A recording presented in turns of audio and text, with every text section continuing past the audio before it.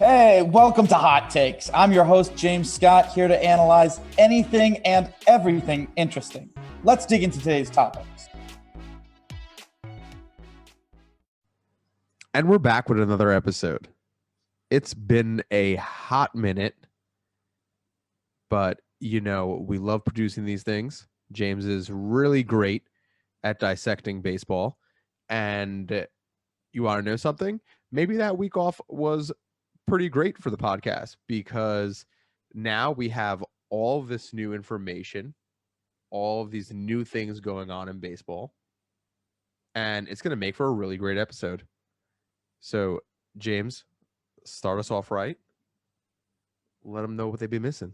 So a lot has been going on, and I've had a lot of different realizations. I've been doing a lot of analysis, a lot of player analysis. A lot of teams are doing interesting things. Baltimore's kind of being Baltimore. The Blue Jays are doing what I thought that they would do, which is basically perform around 500 for the majority of the season, be a fourth place team. They're hitting, a few of them are hitting a little bit more than I thought that they would, but for the most part, they're basically as a team achieving right around where I thought that they'd be. Tampa Bay is doing fantastic. They just brought up Wander Franco, the number one prospect in baseball. You don't usually see a prospect who has an 80 future value grade. And I believe they're using the 2080 scouting scale with that because I've never seen a 90 future grade. No, I think it's a 2080 scouting scale that they use for that. But Wander Franco, he's viewed as that, which is, look, 20 to 80 scouting scale, just so we're clear here. Not everybody's a scout who's listening. So you're 20, you're terrible. You're about as bad as it gets at that skill. And if you're 80, depending on the skill, if it's power, 80 is like Babe Ruth. But does that mean the power is going to play? Well, you have to have hit tool, you have to have plate discipline, et cetera, et cetera. So an 80 grade future value prospect is about as high of a grade player as you can project a minor leaguer to be. And he's got skills across the board. He's a switch hitting shortstop, power, contact. I mean, you just don't really see that often. So he's going to be up for Tampa Bay. Josh Lowe and Vidal Brujan are also two prospects that have really heated up within Tampa Bay's organization. At the big league level, Manuel Margot is starting to come around offensively. Meadows has had a real big breakout season. Randy Arozarena has slowly started to come back down to earth, but that's kind of been fine because he's been a stellar defender for them. He's been fairly even versus righties and lefties. He's been a bit of a bad ball hitter, hitting pitches that you wouldn't really expect him to hit. And he's been smart on the bases. I mean, he's just been overall a really high baseball IQ player for the Rays. And I think he's been very beneficial for what they're trying to do this season. Tampa Bay looks as formidable as they've ever looked. Boston is looking kind of like Boston usually does, where they get a bunch of guys who are pull righties to take advantage of the green monster. They have a couple of guys that are really the main middle of the order guys, so they know it's my job to drive in the runs. And the rest of the team plays good defense, goes first to third, doubles hitters, just a lot of intelligent guys. So you got to give them a lot of credit. That being said, I do see Boston starting to fall behind a little bit because Brujan and Franco and Lowe are going to really boost Tampa Bay. And right now the Yankees are really heating up. Like everyone for the Yankees is starting to really heat up, namely Sanchez, but a lot of other players too. So I don't see Boston quite being able to keep pace for, the next, say, 90 games or 85 games, whatever it is. Yeah, so it looks like it's probably going to end up with the records being either Tampa Bay or the Yankees in first, and then the other one in second. And then behind those, it looks like it'll be the Red Sox and then the Blue Jays. But that division roughly looks the way that I expected it to look. It's just that the Rays might be a little bit better than Boston. I had Boston in second place entering the year. I think the Rays might be able to just overtake them by a little bit. In Central, Tigers are the Tigers are not a good team. The Royals have definitely improved some this year, but they still have a bit of a ways to go. The Twins fell on their face, and I don't think it's necessarily a talent thing. I think it's a health thing. I think it's a lineup combination thing. I think that if you used certain players more for the Twins than others, then it would be a better situation than what they've had. But the injuries have really crushed them. And can they, somehow recover and have a really good rest of the year and get a wild card spot? I 100% think that that's a possibility.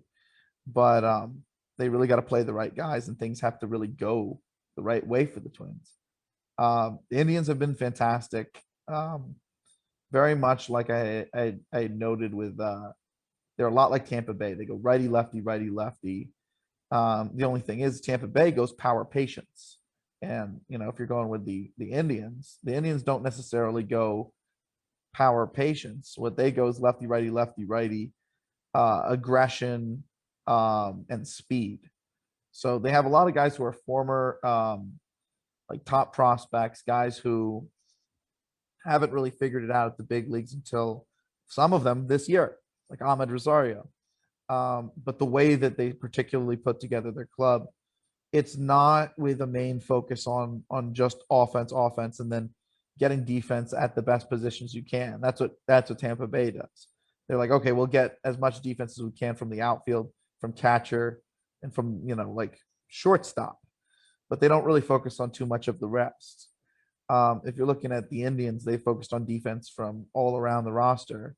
They focused on lefty righty balance, especially in the middle of the order, with like one righty, one lefty, and one switch hitter being the main guys to drive in the runs.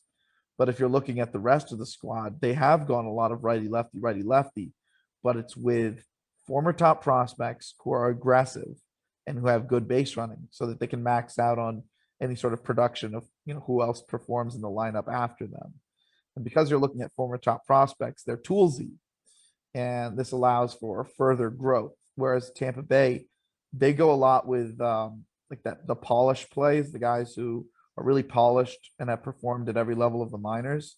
So a lot of the time, Tampa Bay has to get rid of guys and bring in new players, kind of replenish things so that they can stay good. Whereas if you're looking at this Indian squad, they might just be able to develop, because it's all toolsy former top prospects, guys who one at a time are starting to figure out their place.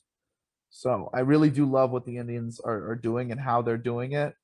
Does it mean that everything's going to work this year at a really high degree? I don't know about that. They have a lot of pitching issues that they need to work out. McKenzie is not quite ready. Espino is not quite ready in their minor leagues. I believe Bieber just got hurt. Cal Quantrill still needs to adapt to the rotation and perhaps have a full year of innings. Plesac has kind of disappointed a bit this year, although Cavalli has certainly not. He's been a very, very good pitcher this year.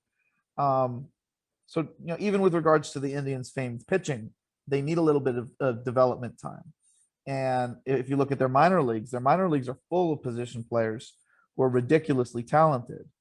And their big league squad is full of guys who can grow into roles, or grow into big roles. If we're talking about some of the better ones, like Framil Reyes, I think if you keep him around, that's going to be a middle of the order anchor for you moving forward. So, but the Indians are basically doing what I expected the Indians to do. So that's really cool to see, and they do have a really neat team. And I want to once again bring attention to that, because you want to watch just a baseball team play like baseball teams should. As long as Ahmed Rosario is not making errors in center field,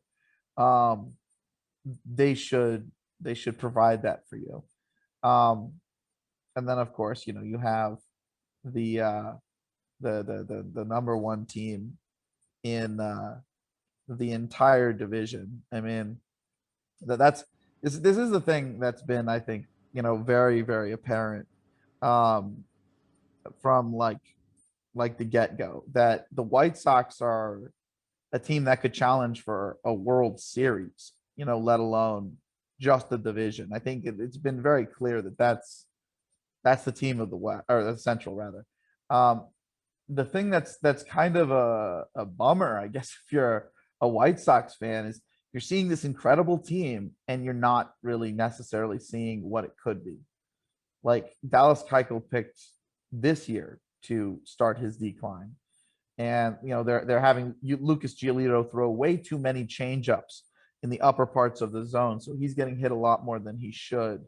And yet you have Carlos Rodon emerge, and you have Dylan Cease emerge, and you have Lance Lynn do better than you could have ever expected. So it doesn't quite matter that two of your bigger guys are not doing what you want. And then okay, well, Luis Robert is out, and Eloy Jimenez is out, and now all of a sudden Nick Madrigal is out, and yet they were able to bring in Yerman Mercedes and have him perform for a bit for them. And Vaughn did good at the beginning of the year, and they've been getting good performance from guys like Moncada and Anderson, and they've been getting good performance from Abreu, and Grandal's power is now coming around. So whenever anyone has gone down, they've been able to compensate and still, get really good results. Adam Eaton is there. Adam Engel has helped with the defense, and they brought in Billy Hamilton to get some more runs scratched out for them, as well as provide great defense. It's a really interesting squad because they've been able to adapt on the fly to so many unfortunate things. The only thing that I think is, with as many games as are remaining in the season, is it's going to be a problem for the rest of the year, because they haven't yet figured out a replacement for Madrigal at second base, like a real replacement for him. And if you're looking at the guys who were brought in to replace Robert and Jimenez, who were doing the job in Vaughn and in Mercedes, both of them have finally cooled off. So they're mainly lefty crushers right now. Vaughn is a little rushed, and Mercedes, he's gonna be a good hitter, but I don't think he's quite what he was at the beginning of the year. He could work up to that over the next few years at the big league level. He's got the swing and the physicality for it. But this is what I thought would happen, that he'd start having troubles versus middle inside fastballs from righties. And that's kind of materialized. So it's going to be interesting. They were able to replace middle of the order bats with middle of the order, production for a good portion of the year. And I don't think they can do it anymore. So we'll see how that ends up going. I mean, the Indians might end up winning the division just by default. So that's something to monitor, to say the least. And in the West, the Astros are probably still cheating. I think it's pretty apparent. Carlos Correa, for the first 51 games of the season, was just barely above league average versus righties, with an on-base percentage of like 290, and a batting average of like 255 versus them. And then in the last 17 games, he's hit righties to such a degree that, like, just this month, he's 113% above league average. And, like, that is, he's upped his ability against righties to being 56% above league average on the season, just from the last 17 games. So I don't know, something seems a little stinks a little in here. You know what I mean? It smells a little in here. Smells like trash cans. Yeah. Smells like trash cans. So I'm like, where is he getting at? I'm like, just say it already. They're cheating. All right. They're cheating again. And it's not like they technically weren't getting away with it. But yeah, allegedly. It's not like they weren't technically getting away with it before, because when the report was made, the report said cheating via trash cans in 2017 and into 2018. They never officially got on them for the whistles that they used in 2019. And like, given that they were like really monitoring them in 2020, it makes sense why everybody's numbers were just down. This year, what's going on though, I think that they were looking at, all right, what can we get away with for the first 2 months? How much are they monitoring us this year? And now that we're in June, oh, it's just that I'm heating up. No, no, no, no, no, no, no. We know what's up. We know what's up. Anyway, so that's the Astros. They're back on their game, Like, quote unquote. anyways. Their game, right? And yet, anyone using like, you know, sunscreen and rosin is getting freaking banned for 10 games. Like, and these Astros, they're not getting banned for whatever. Okay, moving on. Moving on. The Angels have had almost anything that can go wrong for them, and yet they're still hitting like one of the best teams in baseball over the last month. So if they had anything resembling pitching, you know, both bullpen and rotation, they'd really be in a good way. But right now it's like it's Ohtani and it's like Alex Cobb and like Bundy's not getting it done. I think without Spider Tack, when he's missing, because he has control, but I don't think he has command without it, which means when he's missing over the plate, getting hit a lot harder than he should be. And like I said, with regards to the density of balls in one of our previous shows, when the balls are less dense, the seams are lower. So if you're a lefty pitcher in a league of righties and your main pitch that's a breaking pitch is a slider, which a lot of lefties get by with that, it's not going to break in there as sharp as you need for it to be, you know, really hard for people to hit. It's going to kind of drift in there, and that's going to give righties a lot of time to get their foot down, and really a lot of opportunities to beat him in that swing. And it's kind of sad because if you look at Heaney's underlying numbers, he's definitely gotten a lot better this year. It's just with the ball being different. Anyone who's a lefty who mainly capitalizes off of being a slider pitcher or a pitcher who, this is the thing, it's not just sliders necessarily. It's anyone who has a breaking ball. It can be a curve ball that loops in there instead of, you know, 12-6, you know, top to bottom. If you got a 12-6 curveball, you're kind of fine, you know, because you're coming over the ball. But if you got like a slider curveball, you're coming around the ball. And I think you need, when you're coming around the ball, you need those seams to get that right release and that right amount of spin and that right amount of cut. And you know, it's affected Corbin. It's probably affected Dallas Keuchel, actually, now that I think about it. But it's affected so many lefty pitchers throughout baseball. And that's why I don't honestly think it's the worst thing that James Paxton, you know, got Tommy John this year, because he's that type of pitcher as well. If he played this year, you know, his numbers would be terrible. So it's almost like he gets a year to kind of get his arm right, get used to the new ball, come back into the league once he knows how to adapt. You get the idea. So yeah, you know, that's Andrew Heaney. That's why the Angels rotation is not working for him. But also, if you're looking at their lineup, Trout's been hurt. Rendon's not hit, although I think he's starting to come around. Iglesias wasn't hitting. He hit for a month and then it went right back to where it was. Fletcher can't hit without the ball change. Kurt Suzuki can't hit without the ball change. Dexter Fowler got hurt, and Joe Adell is not big league ready. Upton is a hot and cold player, so when he's cold and all these other guys are not doing what they're supposed to, it's a bit of an issue. And yet, because of how good Ohtani is and how good Walsh has been hitting, by the way, we called him before the year, because those guys are doing well.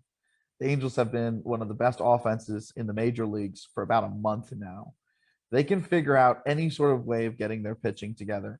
Maybe they have half a shot at a wild card spot, but at this point, I doubt it. So much has gone wrong.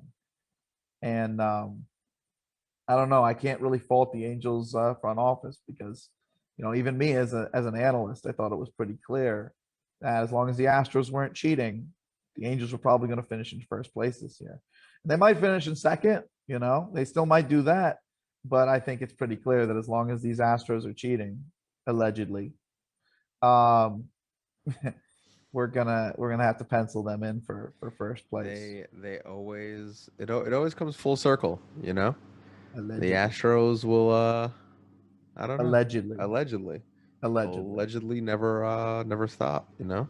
Allegedly. It's just I don't know, because the thing is that we had like a whole conversation before this, and so like for me, I can just keep asking questions to James like constantly about like, a why is no one doing anything? But that's like the later questions. Like the early questions are just like, how does no one else see it? Just like the complete inconsistency in numbers. Or like even with one player, how James showed me earlier, like how do you go from being like slightly below league average to like 100% over league average? And it's just I don't know, James. I don't know. Yeah. I feel like a broken record every time I talk about this. I just feel like I'm beating a dead horse. And how do you think I feel, man? Like, it's awful. Like, I'll be real with you. Like, given what's happened with the White Sox with injuries, if like Aaron Boone doesn't manage things right in the playoffs, like what happened with the Rays, like it is not out of the realm of reality to think that Houston could make the World Series. And that's just the worst news that you could ever hear as a baseball fan, or as anyone who's in baseball who's not part of the Houston Astros organization.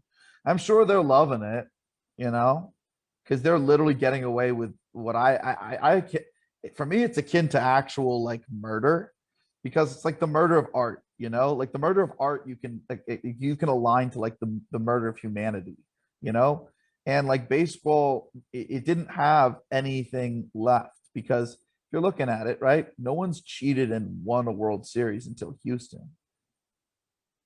That was the last thing. People had cheated, so you could question individual seasons numbers. Oh, maybe this guy used steroids this year, you know? But now you have to question entire teams. Yeah, you're questioning an entire team. You're not questioning an individual person's performance. It's very 100%. Different. It's very different. And they didn't get any punishments. So what's to say that like every single year, whichever team won the World Series, you could always say, yeah, but because I don't like that team, I bet you they cheated. And like, that's reasonable. Hey, listen, weren't both managers like suspended for like 2 days? Come on, there was punishment. There was punishment. Yeah, like the Alex Cora, he was suspended for the year. And guess what? He's now Boston's manager again. He got rehired for the same job. And AJ Hinch, who was the Astros manager, he was, fired and suspended and all of that, but now he's the manager for the Detroit Tigers. And remember, when the Astros, started all of this, when they did all of this, right? They started all of this by tanking competitively for like 3 years in a row, like losing 100 games each year. Well, what do you think Detroit's doing with like the same manager? Like, do you think that Detroit's now going to invent a sign stealing system from the ground up? It's reasonable to think so. It's the same manager. It's the same tanking strategy. It's just, and it's fine. It's all good. I don't yeah. It's all good. There's consequences. Yeah. Even if it's only like 2 days long. Yeah. There's still consequences. But I don't know. People need to hold these people accountable for the rest of their careers and the rest of their lives. See Carlos Correa on the street. Cheater. Make it painful.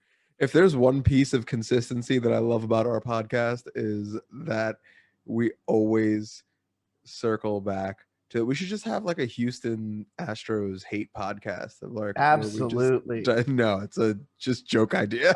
No, I'm so down. Let's go. Let's go. No, it was a joke. Let's do it. It was a joke. You are now tuning into the Hate Stros. Oh, that's fantastic. Oh my goodness. Go after these people at the supermarket. No, don't do it. Don't do that. Don't do that. That's a joke. It's a joke. It's a joke, people. It's a joke. It's a joke. Okay. Stop winking. They can't see you now. I'm joking. All right. We're having too much fun. I'll tell you, talking about like if I'm in the wrong mood and I'm talking about Houston, like I got to go straight to my nihilism memes, like straight there, because that's what saves me.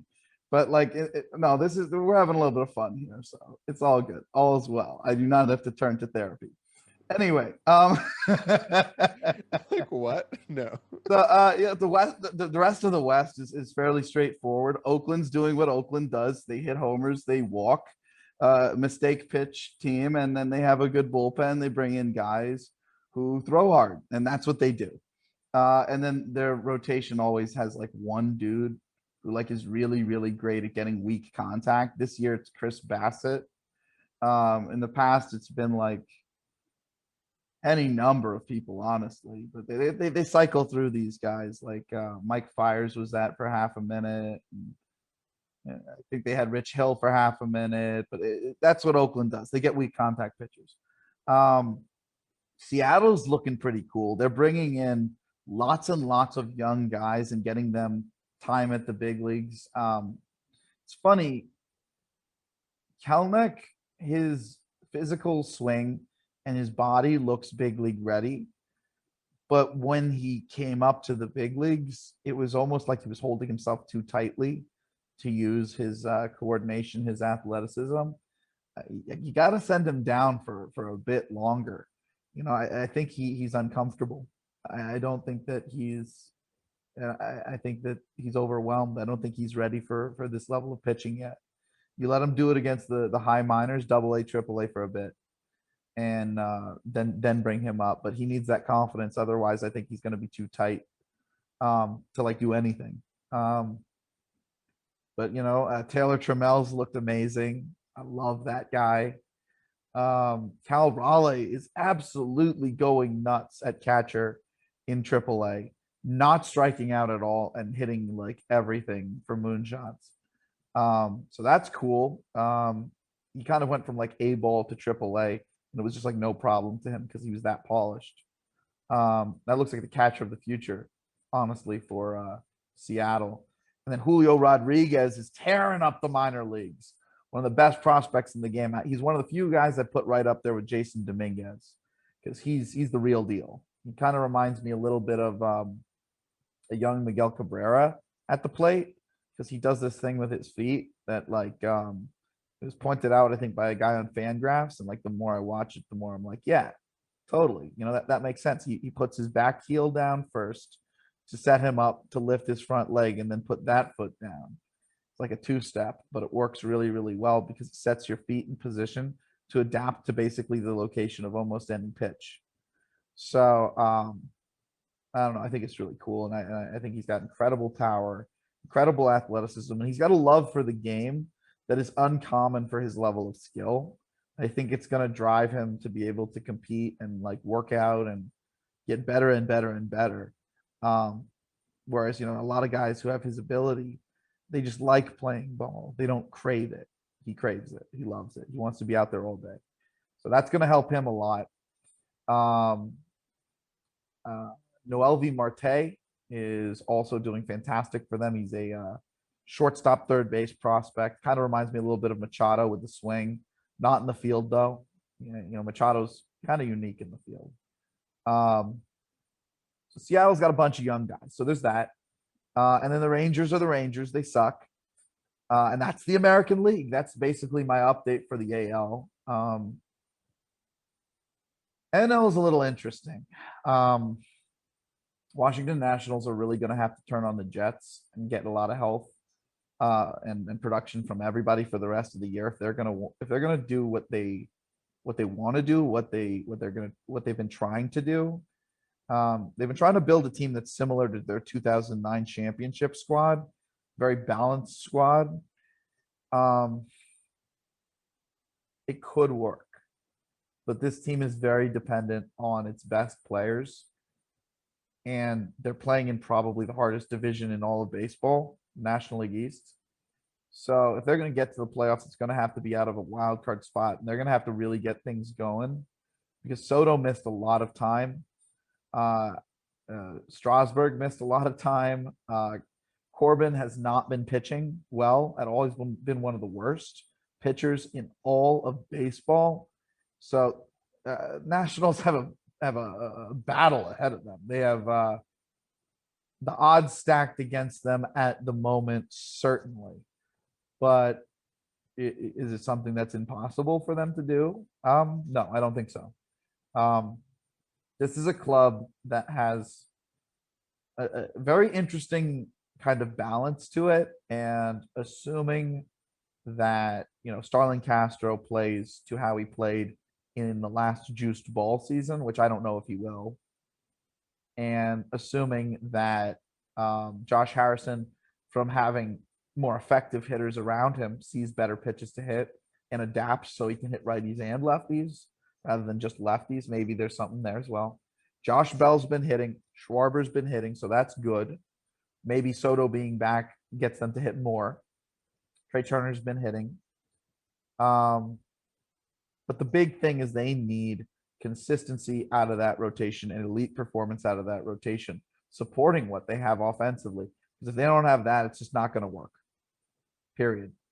And then you get the Phillies. The Phillies got a bunch of really interesting players who are kind of like really good and really they can bring their game up to another level when they're facing higher end pitching. We can address it on a case by case basis at some point.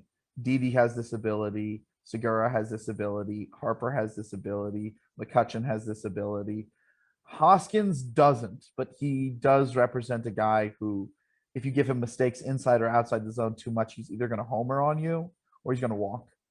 So that is a good guy to have in the certain parts of the lineup. They have Real Muto. Oh my God, I almost forgot about Real Muto. How could I forget about Real Muto? Goodness gracious, what's wrong with me? They got Odubel Herrera over here. Yeah, right. They got Odubel Herrera, who's heated up, and he's back this year. I don't think that Statcast likes him too much, but that's all right. He's not really there to necessarily impress Statcast heavy numbers. He's not really a power hitter. His whole thing is play good enough defense in center and hit righties enough that he can play every day.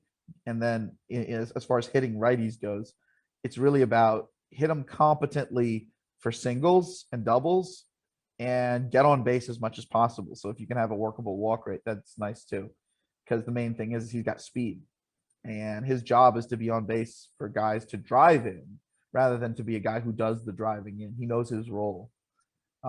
Knowing your role is really important in baseball. It's super underrated, and people don't talk about how that can boost your numbers on an individual basis if you have the right kinds of lineup protection and balance, so that the pitchers are not just going after you solely. But yeah, knowing your role is really, really important. I think Philly having Joe Girardi as a manager is a godsend for them. He's a fantastic manager. I literally have him in the top 3 managers in baseball, maybe top 4 managers in baseball.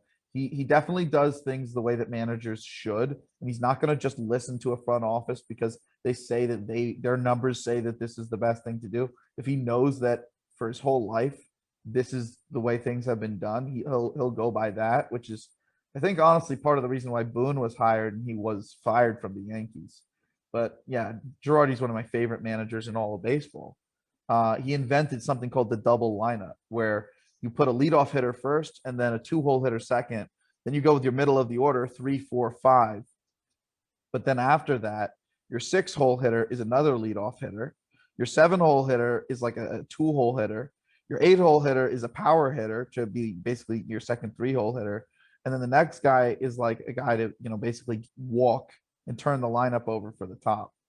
So AKA, anytime you go through the lineup once, you're going through 2 middle of the orders. So that's the double lineup. That's why it's so effective, because instead of going through the middle of the order, 4 times a game, you're going through the middle of the order 8 times a game. It's just 2 different middle of the orders. It's very difficult for you to pitch that. And the reason why that strategy makes so much sense is because if you look at the book, analytically, the book says, and Tom Tango wrote the book. If you're an analyst, the book is a good thing to read. It's not necessarily something that you want to religiously go by, but it's some brilliant analysis. And Tom Tango is brilliant in general. So definitely check out his work. Check him out on Twitter. He's awesome. But the book says that 1 through basically like 5 or 6, I believe, are all specifically valuable spots in the lineup for various reasons. Like you want to have your best hitter bat in this spot, and then you want to have your second best hitter bat in this spot. And they have their own explanation for that. But they also explain that once you get past like the 5 or 6 spot in the lineup, the value is sequential, meaning that there's no specific reasons to value one spot over another. It's just, oh, that batter bats after that batter after that batter. So you would just put your next best hitters back to back to back, which I think is not the proper way to utilize the back part of your lineup just by putting sequentially worse hitters at the bottom. I think you want to make it difficult for pitchers at all points of the game. No breaks. That's why I like my full rounded lineups of like guys who can hit. So going with the double lineup, that juices that. It's not just a full lineup of guys who can hit. It's them put in their most dangerous orders. So Girardi invented that. Like, wow, that's not nothing. You got him, you got like Joe Madden, you got a couple of other guys, but there's an exclusive tier of guys who are really high grade managers. And I'd like to think Girardi's right there with the rest of them. And I hope that Boone can get on that level too, because Boone's, for all intents and purposes, he's like a 3rd or 4th year manager, but like overall, he never managed in college ball. He never managed in like little league ball. Like his first job managing any team ever was the professional New York Yankees. So I can forgive him for a couple of missteps so long as he grows from them. And if Cashman believes in him, I will believe in Boone. I will say though that it has been very frustrating because there's a lot of moves that I can clearly see that I would not have done, and I would have never done if I was him. And they would have probably led to different consequences that would have kept us in the playoffs longer. But that's the whole thing, people, that's how they learn. You make mistakes and you adapt and you grow. So if Cashman believes in him, I'm going to give him a little bit more rope.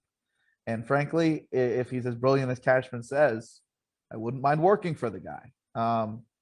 So it is what it is. Cash is one of the most brilliant baseball minds I've ever met. I will never forget meeting him. I will never forget the conversations we had. So, he's the man. Anyway, moving forward. So that's Philly. The Braves have been underachieving all year. I think it's probably because they haven't optimized the way that they're going to use their lineup, and probably because guys like Charlie Morton, guys like Max Fried, guys like Drew Smyly, guys like Soroka, they all fell on their face. That was supposed to be one of the best rotations in baseball. I didn't really believe too much in Soroka, and I wanted to roll the dice on Smyly, but I was really big on Max Fried, who's now not being able to pitch well because, once again, he's a lefty with that big sweeping breaking ball that now is not being able to be as sharp because he doesn't have the raised seams, and he's going to have to learn how to pitch without them. And then I think Morton was a guy who later on in his career, he really jumped in performance. And if you're looking at his spin rates, it does kind of look like at some point in his career, he learned how to spin the ball a lot faster. And that led to him being an ace for quite a few years. I'm beginning to think that that's related to him using spider tack or track. Is it spider track or is it spider tack? Chris, if you could look that up, that'd be super helpful because I don't want to. I'm already Googling it. Wrong, Already. But if you're using this stuff, if you're using the sticky substance, right? You'd think if you are a guy who's a 3-starter, you'd get better. And what's getting better from being a 3-starter, being a 2-starter, being an ace, and I think that he might have been one of those guys, because otherwise, him suddenly dropping off this year and that kind of thing happening, it just wouldn't make sense. And that's another thing I do want to bring attention to is that Verlander's spin rates went up with Houston. Cole's spin rates went up with Houston. I'm pretty sure like guys like Valdez, when they came up to the big leagues, their spin rates went up because Valdez was never considered to be a top prospect. Same thing with guys like Christian Javier. I'm pretty sure that like if you're going to talk about the team that uses like sticky stuff the most for their pitching, it's also been Houston. I'm willing to bet, because otherwise I would also explain Greinke's drop off this year, because all of a sudden the Houston Astros can't use the sticky substance. If you're looking at like other players for Houston who have dropped off, So this it's year, called, sorry. So it's called Spider Tech. Tech. Spider Tech. I had Spider to. Tech. I Oh, okay. unfortunately. So I'm completely wrong. Whatever. All right. I had to switch from DuckDuckGo to Google because DuckDuckGo had no clue what Spider anything to do with baseball thank was. you. But Because like Spider I'm like Tech. Spider. What is it? Spider what? All right, yeah. So Spider Tech then. All right, well, whatever it is. No, this stuff it does make sense though. Why a guy like Valdez is now not getting as many strikeouts. It does make sense why Greinke's not doing as well. It does make sense why like a lot of these former Houston Astros pitchers are not being able to do anything. So I think that that's a very clear sign. Houston's just the team of cheating. Anyway, so Charlie Morton, as an ex-Houston Astros, he's been having trouble with the Braves. So the Braves have basically been depending on Ian Anderson to like be everything for them pitching wise. And he's been good, but like I don't think that that's going to be enough in that division. Because if you're looking at even Philly has Nola and they have Wheeler and then they have their offense. So they have multiple guys.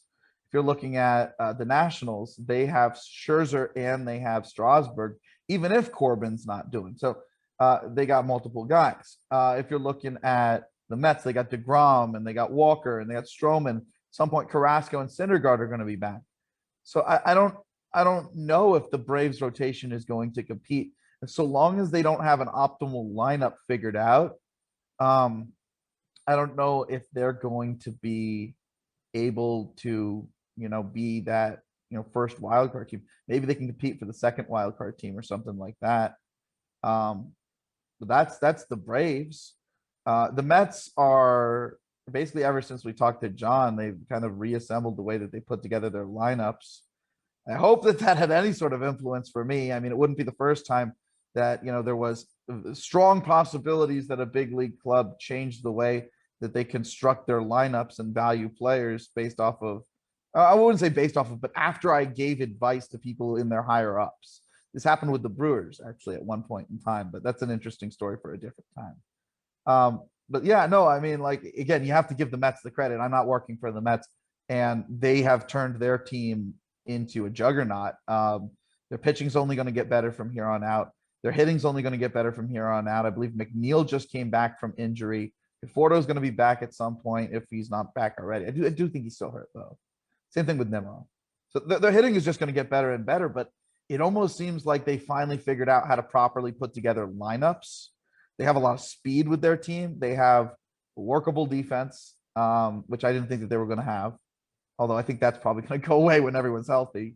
But yeah, they're first place team. They're clear first place team. And then you got Miami, who seems to be developing pitching, but I see it more as they're developing trade chips. I think they're doing it offensively and on the pitching side. If they can trade the guys that they have that are not really going to be with them for their next level of, when all the young guys are ready and all the superstars are up, I think that they could really take that team to another level, given how many trade chips that they have that are at elite levels of playing time. Like if you traded Sandy Alcantara, like you could get a ton from like, say, the Yankees or Boston, oh my God, I'm saying, every 2 seconds. Like, I feel like I'm Robbie Hyde over here, not calling you out, Robbie, but it too, It's your buzzword today for the episode. Yeah, it's It kind of is. I'll do the hat tip to Robbie Hyde though, because that's very much his thing. Every person who does recording, they'll have a thing that they get caught saying, and it's funny. It's not necessarily something that I have an issue with. Rarely, actually, I have an issue with that a lot. I say a lot, so maybe if me and Robbie recorded together, it might not be the best thing. Be just the whole entire time. Anyway, yeah, no, Miami's just the last place team, so nothing really impressive going on there. That's the East. Central, Cardinals are Cardinalsing. I don't know. They're kind of just hanging around. which is what the Cardinals do. But they're doing it. See, that's why I have a hard time saying that they're just doing what the Cardinals do or Cardinalsing, because they're not doing it with their rotation for once. It's all being done because of what they have going on with their position player squad. Arenado's Arenado. I think Bader's out right now, but he'll be back.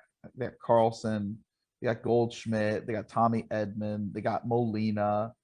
I mean, it's a bunch of ball players, guys who can really run the bases, and if their team needs a run to be driven in, can get the job done, especially Arenado. But they're doing it with their offense. That's the reason why they're still hanging in there. Cincinnati, I mean, I've said this to people before, they're basically the Frankenstein of baseball teams. They're super powerful, but like, who ever thought of putting a baseball team together this way? This is a monster. This is disgusting. Like, kill it with fire, like it's funny they're called the Reds, fire red. Ugh. But yeah, no, their whole team's just a bunch of hard throwers and guys who hit the ball very, very hard. Like high exit velocity guys or high home run guys. And like they have their second baseman is playing third, although that's where he used to play. So that's kind of all right. But they're bringing up a guy from A-ball who was in the draft like a year and a half ago or whatever. And like, they're like, yeah, that's why we're moving our second baseman to third base. And then they're moving their third baseman who like has been either average or one of the worst defensive third basemen in the game for the last couple of years. Now they're moving him to shortstop. Like they have two DHs playing in left field and right field, as well as a guy who's constantly injured in center field. And if he's not playing, then it's some guy out of South Korea. Like, who made this team? It's literally Frankenstein. Like, I'm gonna get the arm from this body, and I'm gonna get the leg from this body, and I'm gonna use lightning to put it together and turn it into a superhero. You don't like that? You don't like that? You don't like when you just like shamble a team? Well, I mean, if you're doing it in like a clever way where like, you're like, all right, well, this guy's a shortstop, but like I'm going to convert him into a third baseman because he's an average defensive shortstop, and that would make him a great defensive third baseman. I don't have a problem with that. No. But if you're taking a guy who's a bad defender at a corner position and you're making him a shortstop, what are you doing? It's like what the Tigers did a few years ago when they took Miguel Cabrera and they made him a third baseman after him being a first baseman and not the greatest first baseman for like, I don't know, like 6 years. And he was into his 30s at that point in time. And like the only reason that it even worked was he somehow stayed healthy and he hit, but he was like the worst defensive third baseman that you could ever imagine. So it's like, it's kind of a little bit like that situation. And I'm kind of horrified, but I can't look away. It's like a train wreck, But anyway, then you got, so that's Cardinals. We got the Reds. Oh, we got the Cubs. Talk about a team that's a baseball team. They run the bases. They got some lefties. They got some righties. So there's some balance there. Their pitchers are weak contact pitchers, and they got a good defense for that weak contact. So they're going to kind of remain consistent as the year goes on. I just hope as the year goes on, their hitting gets better and better and better. My boy Baez got benched the other day for forgetting how many outs there were. That's painful, but he's been having a decent year. I do think that next year is probably going to be the year where he can't be as aggressive as he's been in the past and has to bring in the zone, because this is getting silly. The strikeout to walk rate to the level of effectiveness. But as long as he's getting it done and having his base running be at the level that it typically is, and the defense be at the level that it typically is, I don't have a problem. So, Baez, you keep biasing. And like I've said, when you have a guy who's got that good swing mechanics and who has been successful with that aggressive an approach, and then you take them and you force them into a situation where, hey, I can't be successful with this approach anymore, so I have to dial in the zone. What ends up happening? Exactly what's happening right now with Gary Sanchez. What happened with Bryce Harper in 2015. Exactly what's happening with Nick Castellanos. Exactly what, you can trace this across all of these breakouts. It's all the same deal where you have an aggressive player who has to dial in the zone, and now they're only swinging at strikes, and there's nothing pitchers can do. Because like, what are they going to do? You're going to throw them balls? All right, then they'll just walk every time. You have to try and get the guy out. You try and get the guy out, you throw it in, and he hits it out of the ballpark because there's nothing you can do. Like if you throw him a strike, he'll hit it. And that's kind of the one of the chief things of my hitting ideologies, that you want to go from aggression to patience. You don't want to just stick to the strike zone. And if you're going to do that, you better have like unbelievable wheels. If you're going to be a guy who gets, on base and like, is there to be driven in? All right, then, you better be fast enough for that kind of thing. You know what I mean? So I don't necessarily mind it from all skill sets. It's just, if I'm putting together middle of the order, you got to be able to be aggressive and then take it to the point of patience. Because that, pitchers that won't be able to get you. It just won't happen. So that brings me on to my next team, the Pittsburgh Pirates. They suck. They're terrible. Moving on. That was basically. I mean, I know that's harsh. Like that's really harsh. But like, if you're going to put your team together, like moving on to the next news. Literally, what do you expect? This team, horrible. We're not going to talk about it. We're not going to. Our next team is. I mean, basically, look, this is where I'll give the Pirates a little bit of credit. The guys that they've developed, like Adam Frazier, Brian Reynolds, they're ball players that are the kind of guys that you would need to have to win. I mean, you need ball players. You don't need everyone to be a superstar. You don't need everybody to be that guy, although the Yankees certainly seem to want that to be the way. Like literally every position is a superstar for the Yankees. And I don't know if that's the most conducive to players knowing what role they have. Because everybody is the middle of the order hitter, I think because of, Adam Frazier being a guy who gets on base and is a guy to be driven in, and he's a lefty and not specifically a speed-based player. He knows he's got to hit to have things happen. You got, switch hitter Brian Reynolds, who's got a little bit of power, a little bit of speed, a little bit of patience. That's not a bad guy to have in the 2 spot or in the 5 spot. It's just when you don't have any of the key players, you're not going to be able to do anything. And the closest thing to a key player that they have is Ke'Bryan Hayes. And like he's a kid. And I don't think you want to put all of that pressure on just one kid. You know what I mean? It seems like, way too much. And, he already's been injured the majority of the year. He's healthy now. So yeah, that's the Pirates. And they got the Brewers, who I don't know what the Brewers were doing, getting rid of Orlando Arcia at the beginning of the year. And they've done things similar in the past, where it was like, what are you doing? If you're trying to build your team this way, why are you getting rid of this guy? Why are you getting rid of this guy? That being said, they have Omar Narvaez.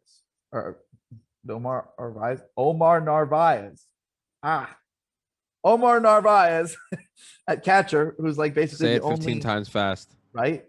He's like I grew up with Nomar Garcia Parra, so like having those names back to back, Omar Narvaez, it's like Nomar, that's literally what goes into my head. But he's also one of the only catchers. I think he actually is the only like high grade catcher in the minors and majors who is near the big leagues or in the big leagues, who's a pure lefty at the plate.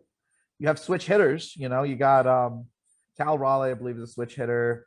Adley Rutschman is a switch hitter. Grandal is a switch hitter, but you don't really have straight lefty catchers. And that allows for effective platooning if you want to do that at catcher. They got Yelich, they got Jackie Bradley Jr., who can platoon with either Kane or Avisail Garcia. It's probably going to be more like Avisail Garcia once Kane is healthy and on a good groove of hitting. They got Colton Wong. They got Willie Adames, who's a good bottom of the lineup guy for them to have. But if they had kept Orlando Arcia, Orlando Arcia is one of the most productive hitters in all of AAA right now. I think he's big league ready. I think he's ready to hit. If you look at his numbers leading into the season, he was on a 3-year run of getting better at pulling the ball and striking out less and hitting the ball for power in general, not just pulling the ball, but actually getting results. So I don't know what they were doing getting rid of him like so freely, especially when they needed a shortstop. They ended up getting rid of, I don't want to say getting rid of, but they ended up shifting over their regular shortstop to a different position. And I don't really like him that much. And then they ended up going out and getting Willy Adames. It was just kind of like, then why don't you just keep Arcia? So it makes me kind of wonder if there was like maybe attitude problems going on with Arcia or something like that. Because like I remember watching, Arcia like in a playoff game, and like anytime the Brewers would do anything and it was at an away game, he would like get out of the dugout and start mocking the crowd, which is like, that's not necessary, really. Like maybe there's something going on with him. I hope not. I really hope not, because he's one of the most talented players in the game. I think most teams, would love to give a guy like that a chance at short, but clearly the Brewers felt like it was best to move on. That being said, and that's a fantastic position player squad. They got all this base running. They got righties, they got lefties, they got aggression, they got youth, they got guys who got tons of tools. They got an elite bullpen with Josh Hader back there, who's been basically lights out all year. They got Corbin Burns and Freddie Peralta, who in the little book of notes that I gave the Brewers, one of the things I said to them was, instead of just taking a starting pitcher that you're developing and putting him, in the bullpen and leaving him there, why don't you like see if he's having trouble developing in the minors, put him in the bullpen in the minors so he can figure out how to be aggressive with his stuff, then move him back to the rotation. But since it's the minors, you can slow his roll, so to speak, so he can, get more and more innings. But now with confidence in his pitches, you develop him as a starter, you bring him back, and then you might have him actually pan out for you as a pitcher. And they did that with both Peralta, and they did that with Corbin Burns, and now they have two aces. In addition to, their third ace, which is Woodruff, who's always been a good starter from the lowest levels of the minors. We didn't think he'd be an ace, but he's always been he's always been a 2-3 starter potential, top prospect, top 100 prospect in the sport type guy. So now they have three aces basically, and they're all inexpensive, and they have this great bullpen that is also homegrown. And if Devin Williams ends up coming around, then they got two of the top 5 relievers in all of baseball. And they have Christian Yelich, who's one of the 10 best hitters in baseball. They probably have one of the 10 best defenses in baseball. I think that they have probably one of the top 3 base running squads in baseball. They might end up winning the division, just being honest, which Fangraphs predicted and I didn't. And it's most of the time I'd like to say that I'm ahead of Fangraphs. This is the first time that they've been ahead of me in, I'll say, about 4 or 5 years. So kudos to them. I mean, it's been a minute. So yeah, I thought that the Cubs are probably going to win the division, if not the Cardinals with a late season push once Goldschmidt's bat comes around.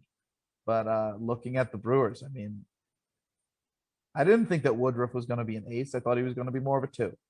I didn't think Burns was going to be an ace. I thought he was going to be more of a 2. I think Peralta was going to be an ace. I thought he was going to be more of a 3. And all 3 are aces. So, they topped what I thought. And that's the Central. We work our way around to the West. The Dodgers are the Dodgers. A lot of people give them a lot of credit for their pitching. But they got rid of Hyun-Jin Ryu. They got rid of Ross Stripling.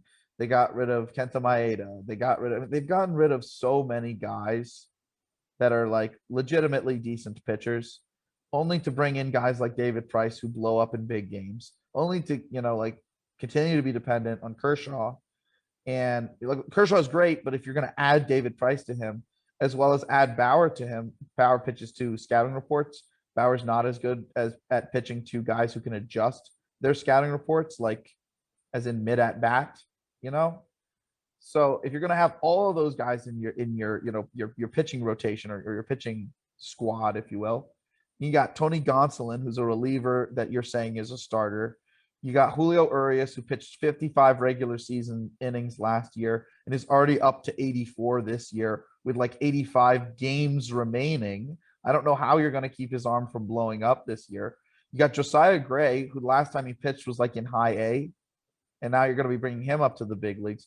Like, I don't understand the people who say that the Dodgers pitching strategy is so brilliant. Like, they tried to have Dustin May help out with this kind of multi-armed problem when Dustin May wasn't even stretched out. And guess what? He had to get Tommy John surgery this season. So, Dodgers are the Dodgers. You know, I always have problems with the ways that they make their roster. And then the one year that I didn't have any problems with the way that they made their roster, they won the World Series. So, yeah, it's such a mismanagement of resources. Kind of reminds me of the Yankees. But at the same time, when you have that much like intelligence in your front office and ability to get like the top players, the best of the best, why pay attention to balancing out your roster when you can just get the best player in the sport at every position or a guy who can contend for it at every position? Why have a balanced roster when you can do that? I hate that kind of thinking, but that's what the Yankees and Dodgers did. So anyway, that's the Dodgers. Yet the Dodgers are winning, and the Dodgers are winning because in the regular season, what matters most? Hitting. Walks, homers, runs scored. That's why Oakland's able to win so much in the regular season, but they can never win in the playoffs. They don't have people who can hit like high quality pitching. It's their whole roster is built off of walks and home runs. Home runs are mistakes in the zone. Walks are mistakes out of the zone if you're a patient hitter. So again, like that's why Oakland never wins in the playoffs, but it's why every year they can get there because that's what matters during the regular season. If you can pitch just enough and if you have the right amount of runs scored, and you know, there you go. So that's kind of what the Dodgers have. They've been doing a more expensive version, basically. Oakland on steroids, steroid money ball, yeah. What? Basically, right? Then you got the Padres who have like excited everybody because they make all these moves and they get all of these different guys. But like I've said this before, like Manny Machado is one of the only guys who like turns doubles into singles because of perceived allegedly lack of hustle. And then this year he's right back to being about a league average hitter. Now maybe when we get to closer to the playoffs and you know it's a stretch run and the team really needs him to produce, he'll start hitting. But once again, we're seeing the same kind of thing that we saw right before he left Baltimore, where it was like, you know, it's not my free agent year, so I'm not going to do that well. It's my free agent year, I'm going to do really well. It's my first year with a team that's not contending, I'm not going to do well. It's my second year with a team. They think that, you know, I'm not, you know, a middle of the order hitter, and it's a shortened season, so every game matters that much more. So now I'm going to do well. Oh, you know, now we have all of this talent on the team from all these trades. Now I can be bad again. It's not like he's bad. Okay, I'll be real. He's a little bit above league average at hitting right now, and he's a fantastic defender. But that's what that was the worry with Machado when getting him. Tatis is hurt and then amazing, and then hurt and then amazing. Right now he's hurt, and he's not usually hurt for very long. He's usually amazing for large swaths of time. But we're starting to get a little worried because it's the shoulder again. So that's a little bit of a concern. But he's Tatis, you know, about as good a player as exists in baseball or could exist. You know, like a 40 homer shortstop who can steal 30 bases and play premium level defense and bat 300. Those aren't really supposed to exist. So, but that's what Tatis is. So, you know, there's Tatis. He should be fine later in the year, though. And right now they have Ha-Sung Kim, former KBO star, playing in place. He's not doing the worst job at short. The one thing that I had an issue with Kim watching him in spring training was his timing is incredibly off. And coming from the KBO to the US, that makes sense. I mean, they're throwing so much harder over here. It's not even funny. That being said, now that he's starting to get timing down, he's always had the swing.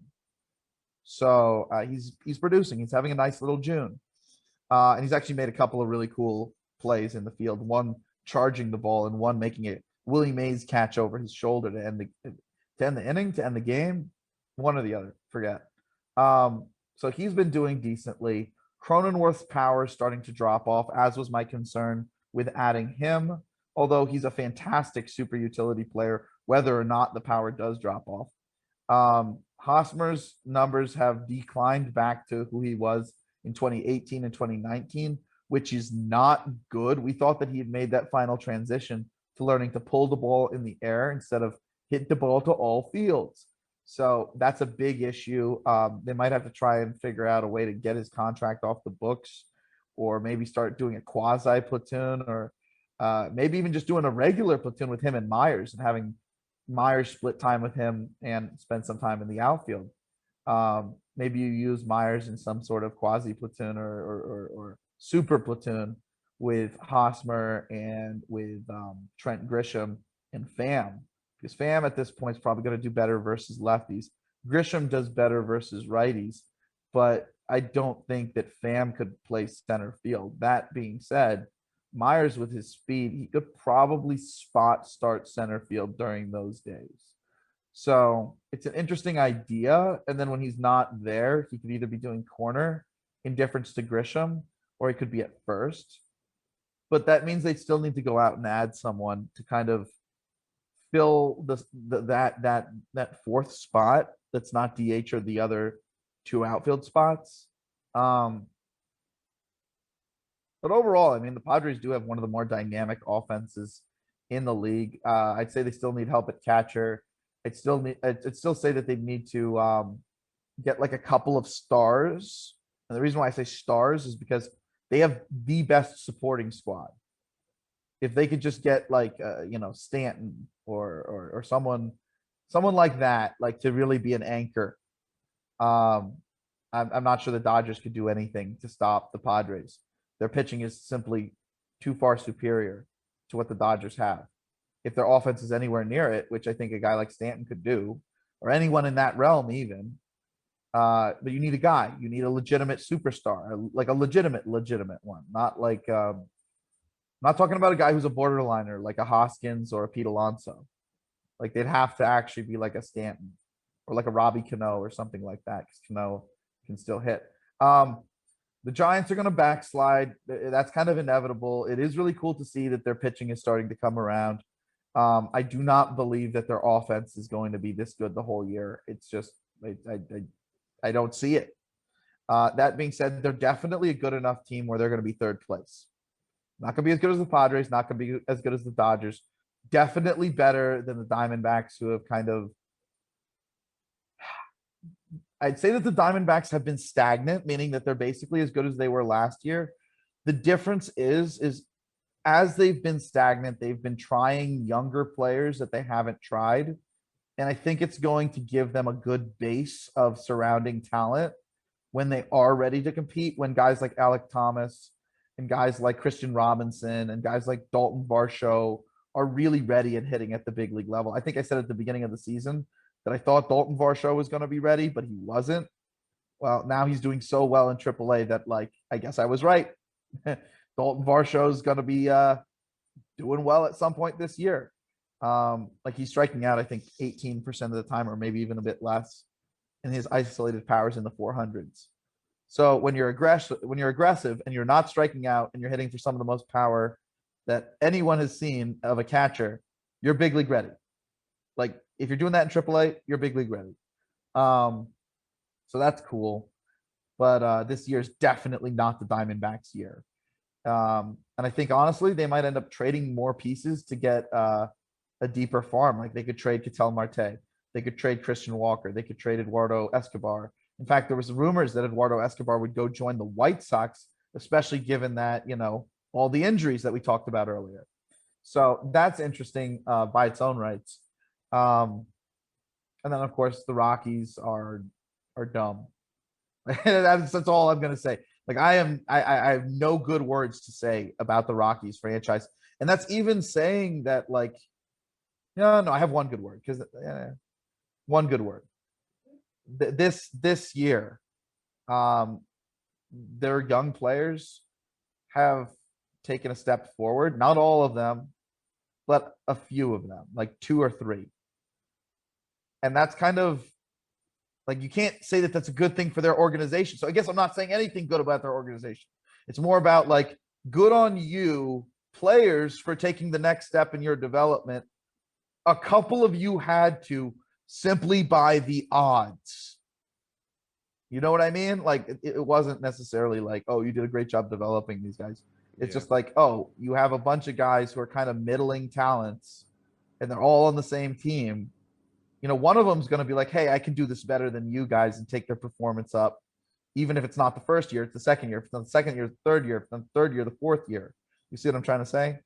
And that's kind of what's happened. Like, a few of these guys, they're their fourth year in the league, and they're all around the same players because the Rockies haven't changed up anything other than trading Arenado.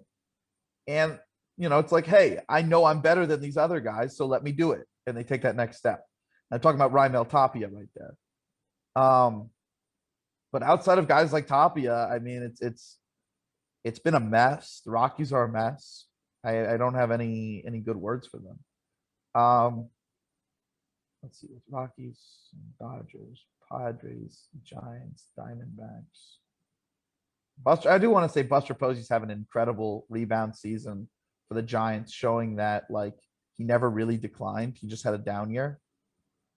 And that he's basically the same guy that he's ever been, which I think that kind of changes things. He's like, yeah, Real Muto's a great catcher, you know, and he's absolutely in the fight for the best catcher in baseball. And as much as I like Salvador Perez, I wouldn't say number one. He's definitely a top five. Same thing with Sanchez. But I don't think it's debatable. If Posey is still this guy, it's still clearly Posey. That was the only question, whether he was still this guy. And I think that question has been answered soundly.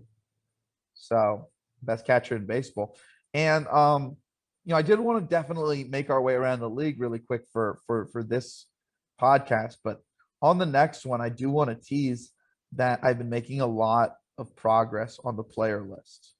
A lot of progress on the player list. I've been figuring out certain areas of player evaluation where I've missed a few things. And it's not necessarily like I've been able to see that I've been missing those things, because most of these areas are related to mistake hitting.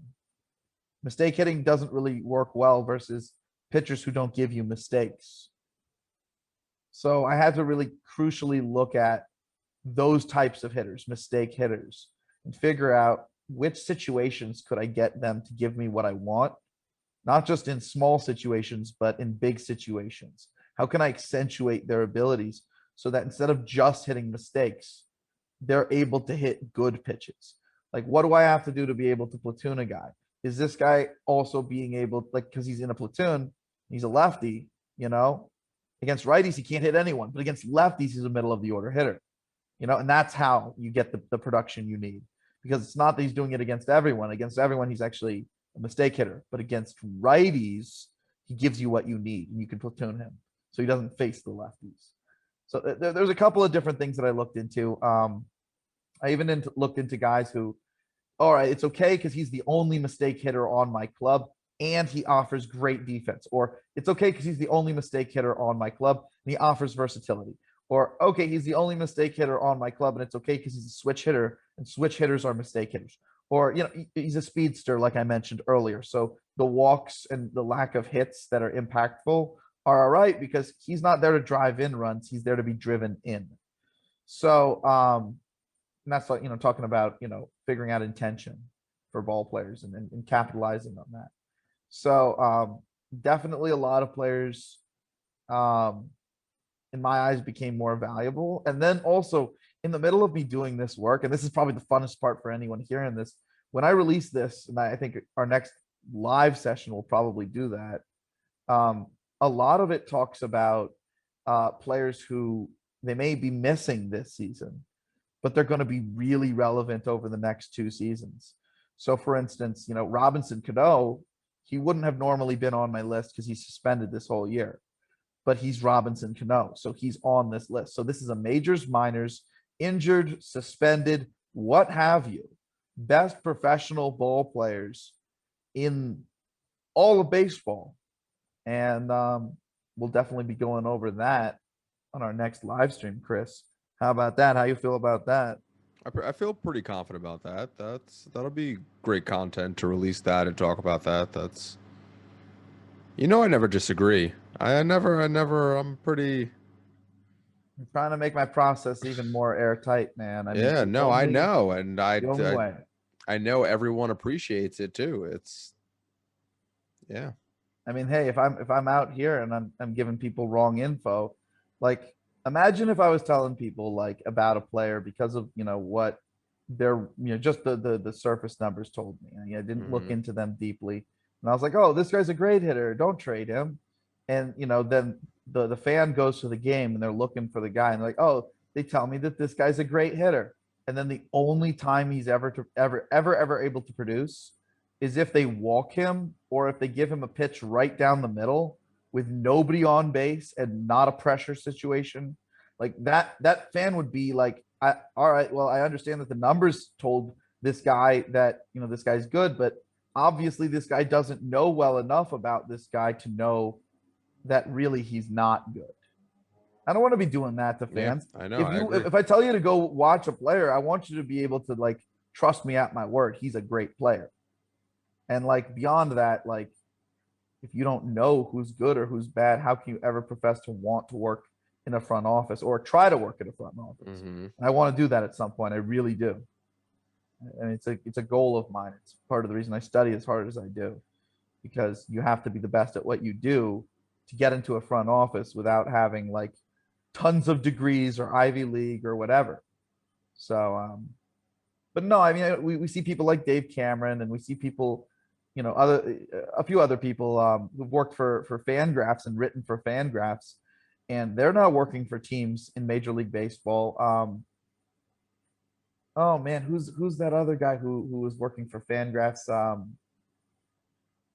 He worked with Eric, but he just joined a team too. So the point being is that if you can be somebody who writes on this level of analysis about baseball, and you can be hired by a team, I'm sure that we put out more info than like a couple of articles. So hopefully by putting the same info out there, I could work for a team. That'd be pretty nice. Hmm. Definitely would enjoy that. That's the dream. That's the Dream is to get that championship for your city. That's that what too. that's what it's all about. All right, Chris, that's what I got today. That's our MLB recaps. We needed to do that. It's been a minute. Yeah, it's been a hot minute, so I'm really Yeah, glad Chris. that. And Chris, you were sick for a bit. Yeah, I was down and out. That is the reason why we One of took a them, week one break. of the Yeah, one reasons. of them. One of the reasons why we took a break, because I was down and out, and it was pretty bad. Yeah, and I got both of my vaccines, so I didn't know how things were going to be. Hmm. Uh, I'm a trooper. Nothing phases me. Like you could detonate a bomb, and I'd just be like, "What's up?" I wouldn't So go like that far. You always jump to an extreme, and it's like, dude, it's like, no. That's it for me. I'm good. Well, you all know what our next I'm live good stream is this going to be about. Stay tuned, hit that subscribe button, and hopefully this Thursday we hit you guys with a live stream. See you there. See you there. Peace.